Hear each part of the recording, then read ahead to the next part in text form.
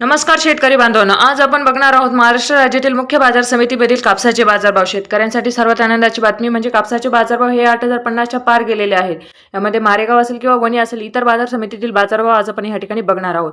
पहिली बाजार समिती आहे पुलगाव, आवक आहे 651 क्विंटल, कमीत कमी बाजारभाव आहे 7,000, तर जास्तीत जास्त बाजारभाव आहे 7,785 रुपये प्रति क्विंटल। पुढची बाजार समिती आहे हिंगणघाट, हिंगणघाटमध्ये कापसाची आवक आहे 8,000 क्विंटल, कमीत कमी बाजारभाव आहे 7,000, तर जास्तीत जास्त बाजारभाव आहे 7,900 रुपये प्रति क्विंटल। नंतरची बाजार समिती शेतकरी मित्रांनो आपण बघू शकता ती म्हणजे वरोरा शेगाव, आवक आहे 275 क्विंटल, कमीत कमी बाजारभाव 7,100, तर जास्तीत जास्त बाजारभाव 7,650 रुपये प्रति क्विंटल।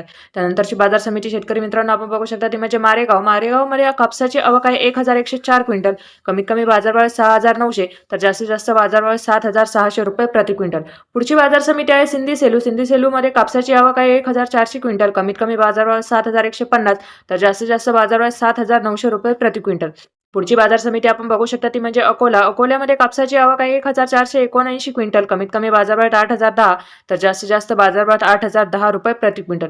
पुढची बाजार समिती आहे ती म्हणजे उमरेड, उमरेडमध्ये कापसाची आवक आहे 885 क्विंटल, कमीत कमी बाजारभाव 7,400, तर जास्तीत जास्त बाजारभाव 7,750 रुपये प्रति क्विंटल।